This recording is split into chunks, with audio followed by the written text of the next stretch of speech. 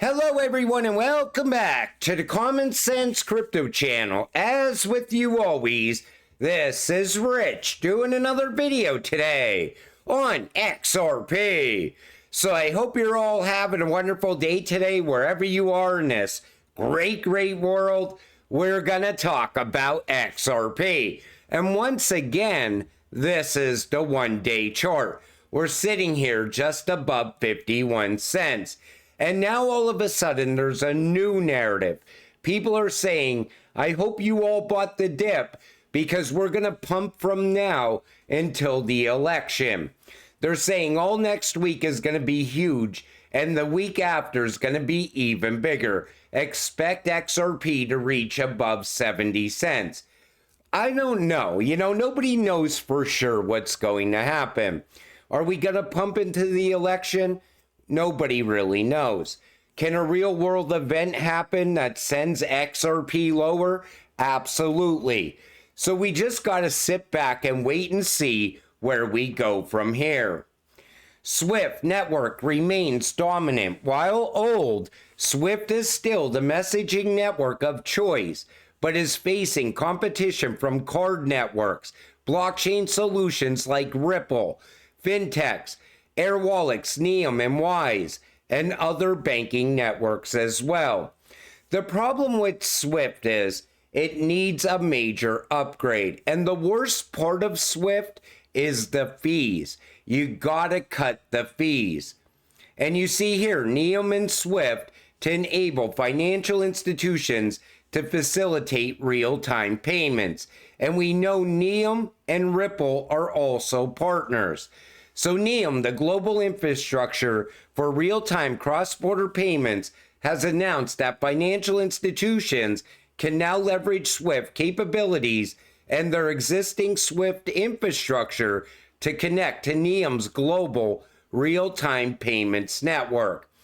And that's what needs to happen because that fixes the problems, some of the problems with Swift. But Ripple has so many rails inside of Swift already. It's been going on for years. And it always brings you back to this question. How high will XRP reach if Ripple replaces the Swift system? Now here's the problem with that. Every year, the amounts that Swift runs over the Swift networks, those amounts change. And they're saying here that if Ripple was to capture all of Swift's business, you can expect a price of $100 to $500 per XRP. Now, if we only capture 10% of Swift's business, that puts us at 3 digits already. And of course, this can be even higher than $500. I see other people saying that these calculations are wrong. That if we were to capture all of Swift's business, we would be looking at $1,000 XRP. But every year, those amounts go higher and higher. So the price of XRP year over year would also go higher. But that was always part of the vision for Ripple to begin with. Take a listen to Brad right here. I think what we're doing and executing on a day-by-day basis is, in fact, taking over Swift. In that, we've now signed up, well over 100 banks. Some of the largest Swift-enabled banks in the world are now using Ripple's technology. Just last week we saw a remittance company who's using Ripple's technology. They reduced the price per transaction to their consumers from $20 per transaction to $2 per transaction, and they saw an 800% increase in usage overnight. That's the type of dynamic that Swift isn't able to support that we're able to address right now. Like I said, it's all about the money. If people can save money, they will go wherever they could save money. And then beyond that, it's about speed and security. Because nobody wants to wait days for the money to show up on the other end when there's an option out there that gets the money there in a matter of a few seconds. And that's what's going to hurt Swift the most going forward. But it wasn't only Brad that said it. It was also Chris Larson. Take a listen. Rather than being an internet system. So we need that internet of value to be developed. And that's what we spend our time working on, is a replacement for SWIFT and correspondent banking. How do you get all of the payment providers, all of the wallets onto ILP? And then how do you use XRP as on-demand liquidity so that all of these providers don't have to keep balances all over the world because the process is so inefficient. We think that's the winning kind of killer app.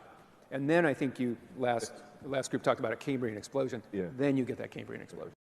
So he even mentions how you're going to utilize XRP for on-demand liquidity as well, after Ripple eventually replaces SWIFT. But that was always the direction that Ripple was going in. Now, I don't think Ripple is going to just replace SWIFT overnight. I think over time it will happen, because when you're cutting the fees and everything's faster, more banks will jump on board with RippleNet technology. And at the same time, right now, we see countries pulling away from SWIFT as well. So SWIFT is already working with R3 Corda, and together both are exploring new settlement capabilities for distributed ledger ecosystems. The partnership will cement SWIFT's GPI into R3 Corda's platform. Last week we heard R3 Corda might be looking to sell itself, or at least a large stake of its company. Now imagine Ripple puts a bid in to buy R3 and is now connected to 11,000 banks through SWIFT. Now that might be happening by design. Maybe that's what's going to get RippleNet technology in line with those 11,000 banks. But a lot of people said it doesn't make sense for Ripple to buy R3. And where would that leave XDC?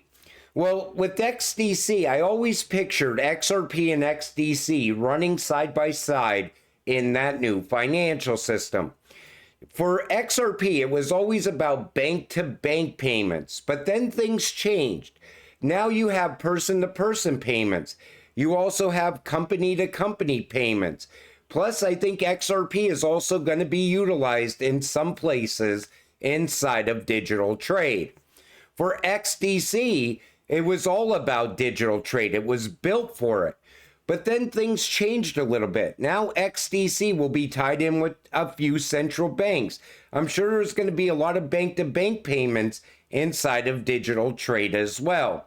But they're not going to be fighting each other. They're going to be running side by side, complementing each other.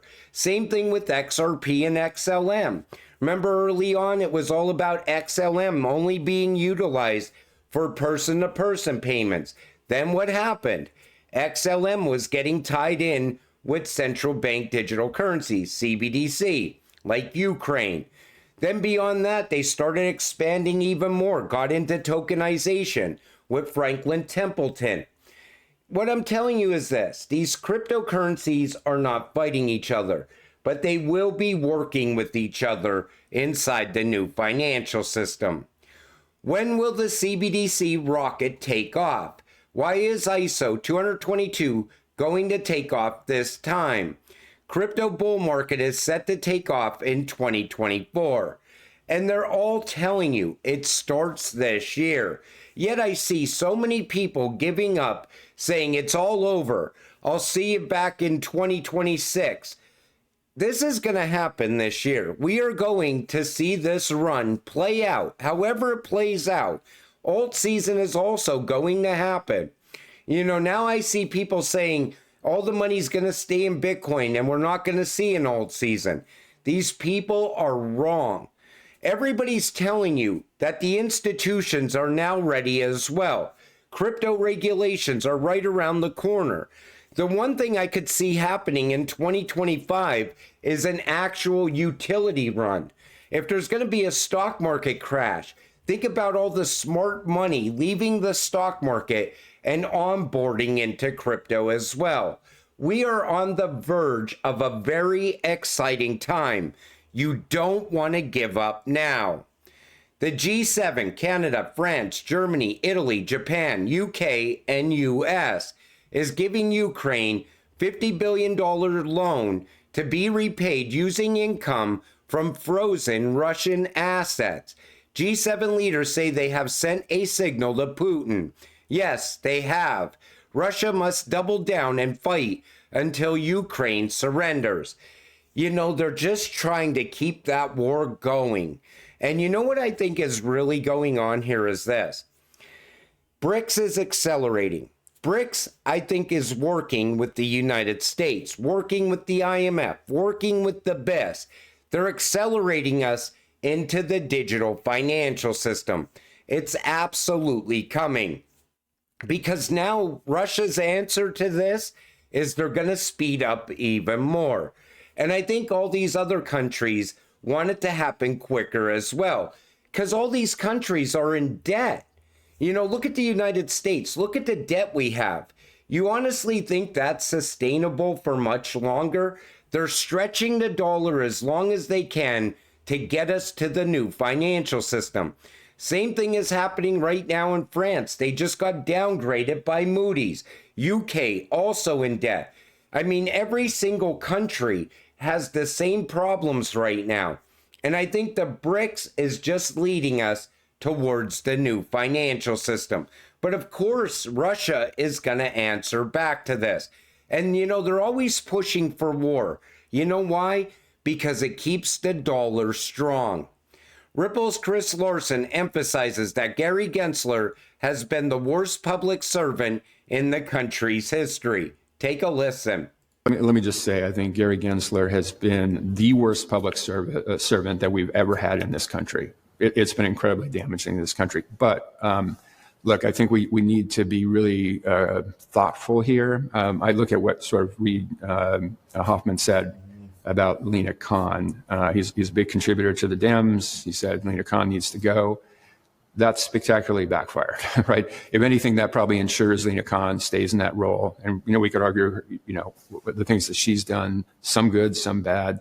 But I'm not going to empower Gary Gensler to have any excuse, you know, on what happens with his future. So I'm not going to comment on that. And I don't think donors should be getting involved in things like that, right? We're supporting the candidate. We're supporting her core values. And it is, you know, her leadership that is going to, you know. Now, did you see Chris Larsen's body language there when he talked about Harris and how he talked about Gary Gensler as well? I think maybe Chris is making some backdoor deals. Here he is once again talking about Harris's economic message. Nearly $12 million, mostly an XRP, to the Harris campaign. Why are you throwing your weight behind the vice president? Well, we're really excited by her economic message. It is a message now of pro-innovation and making sure that, you know, our American champions dominate, you know, their industries around the world. So I'm excited about that. I think the Harris, you know, administration, look, their DNA is from, you know, the world capital of innovation right here in the Bay Area, that the place that's created more trillion-dollar companies than any place on the planet. She gets that. She grew up here. She knows people that founded these companies. So I'm just really, really confident that this is going to be a completely different approach than I think I'll just say it, the failed policy that, you know, the Biden administration brought when it came to crypto and digital assets, because frankly, I think they just weren't paying attention and they sort of outsourced it to Senator Warren, and it was a disaster. But that is not going to be how the Harris campaign approaches this. I'm extremely confident in that. So how is he so confident in that? Unless he made some sort of deal or he knows what's going to happen.